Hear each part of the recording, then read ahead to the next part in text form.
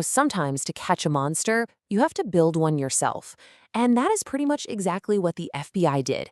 They created and secretly ran an encrypted phone network that was custom built for the world's most dangerous criminals.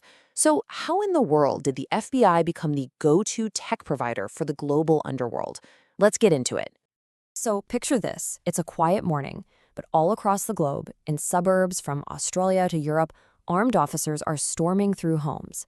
It's this massive, coordinated strike. We're talking thousands of police moving in perfect sync, hitting drug labs, secret warehouses, and private homes all at once. And the result of this single global operation? Over 800 arrests. I mean, we're talking about entire organized crime rings, from Italian mobsters to biker gangs, just completely dismantled in a matter of hours. The scale of this thing was just staggering. This was not some local bust. No. This was a synchronized takedown across 16 different countries. It was all part of a massive investigation that law enforcement called Operation Trojan Shield. So how'd they do it? I mean, how did they know where everyone was, what they were all planning, at the exact same time? Well, it's because for years, all these criminals had been openly discussing drug deals, money laundering, even murder plots on what they thought was a totally secure phone. A phone that was, in reality, a honeypot, designed and secretly operated by the FBI itself. And that's the real question, right? Why go to such insane, elaborate lengths? Well, to really understand why law enforcement felt they had to build their own monster, we need to take a look at the absolute nightmare they were already facing. For years, law enforcement agencies were, for all intents and purposes, flying blind. Criminal syndicates were communicating under what the FBI called a cloak of secrecy, using these commercially available encrypted phones that were they were virtually impossible for investigators to crack. Now, these were not your average iPhones. You had companies like Phantom Secure and Sky ECC selling these modified devices for thousands of dollars apiece. They would strip out the cameras, the GPS, add layers and layers of encryption, and basically create a communications black box that investigators just couldn't get into. But the most devastating feature, the one that literally made evidence vanish in a puff of smoke, was the remote wipe function. They called it the kill switch. Just think about that for a second.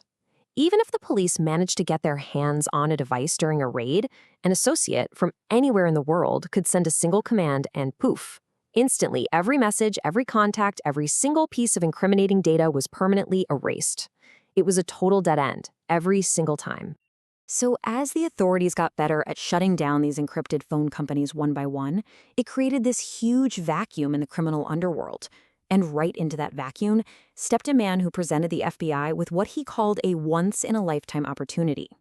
A confidential informant, someone who was actually an expert at selling these very phones to criminals, he goes to the FBI with this incredible pitch. He tells them he's developing the next big thing in criminal communication, a platform called Anom, and he would give law enforcement the master key.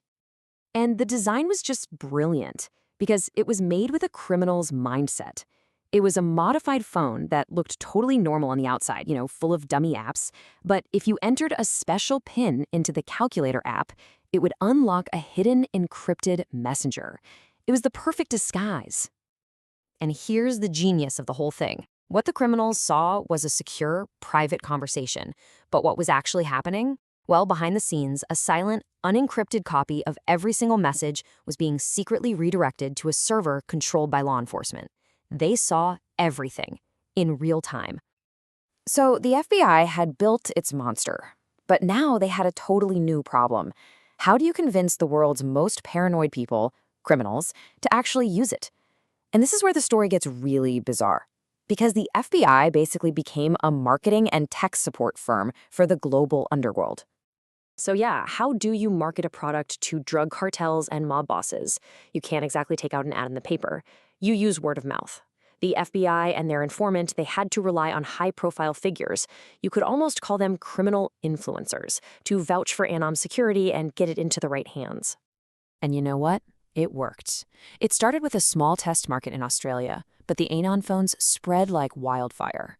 A notorious drug trafficker helped push it all across Europe, and pretty soon it was in over 100 countries. And FBI agents found themselves running the world's most unusual IT department, sifting through millions of messages in 45 different languages. And because they had complete, total trust in this platform, the criminals are brazen. They didn't even use code words, they just spoke openly. As the Australian Federal Police Commissioner put it, law enforcement was essentially listening in from the back pockets of organized crime, hearing these unfiltered conversations about their darkest plans.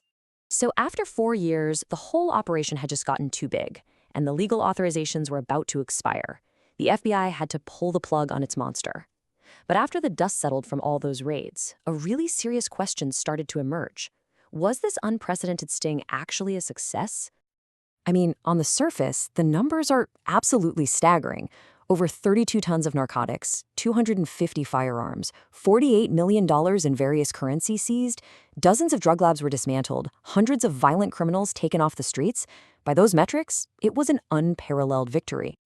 But here's the twist. The very evidence that made the operation so successful, those 27 million captured messages, is now its greatest weakness.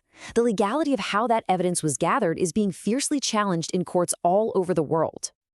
And this is the problem. The monster the FBI built may have produced fruit from a poisoned tree. A German court has already ruled that the chats can't be used as primary evidence. In Australia, a major trial is on hold because of the exact same issue. The long-term impact of this entire operation is now in jeopardy, with a very real possibility that hundreds of these criminals could walk free. Which leaves us with this fundamental dilemma. Look, Operation Trojan Shield gave us an unprecedented window into the secret world of organized crime, and it undoubtedly prevented immense harm. But to do it, law enforcement had to become a service provider for the very criminals they were hunting. So it raises the ultimate question. To catch monsters, is it worth building your own? And can evidence gathered by that monster ever truly stand up in a court of law?